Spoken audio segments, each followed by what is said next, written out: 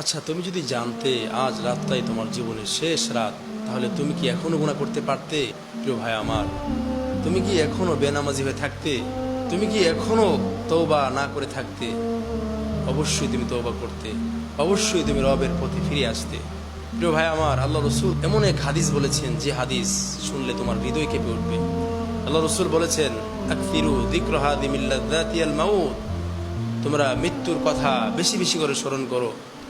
যে মৃত্যু দুনিয়ার স্বাদ হালাতকে ধ্বংস করে দেয়, যে মৃত্যু ভাই ভাই থেকে বিচ্ছেদ ঘটায়, যে মৃত্যু স্বামী স্ত্রী থেকে বিচ্ছেদ ঘটায়, যে মৃত্যু বাবা সন্তান থেকে বিচ্ছেদ ঘটায়।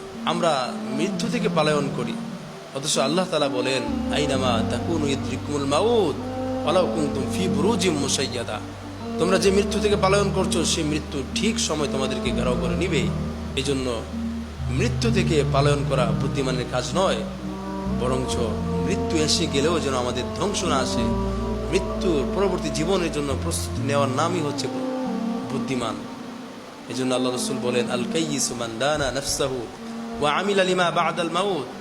প্রকৃত বুদ্ধিমান সে নয় যে দুনিয়াতে টাকা পয়সা, দুনিয়াতে বাড়ি গাড়ি অট্টালিকা যশ খ্যাতি অর্জন করেছে, সে প্রকৃত বুদ্ধিমান নয়, বরঞ্চ সে প্রকৃত বুদ্ধিমান যে মৃত্যুর পরবর্তী জীবনের জন্য প্রস্তুতি নেয়, মৃত্যুর পরবর্তী জীবনকে গোছায়, সে হচ্ছে সবচেয়ে বুদ্ধিমান। এজন্য প্রিয় ভাই, দুনিয়াতে থাকলে দুনিয়া প্রয়োজন আছে, কিন্তু দুনিয়ার প্রয়োজন মিটাতে গিয়ে তুমি আখিরাতের জীবনকে ধ্বংস করে দিও না।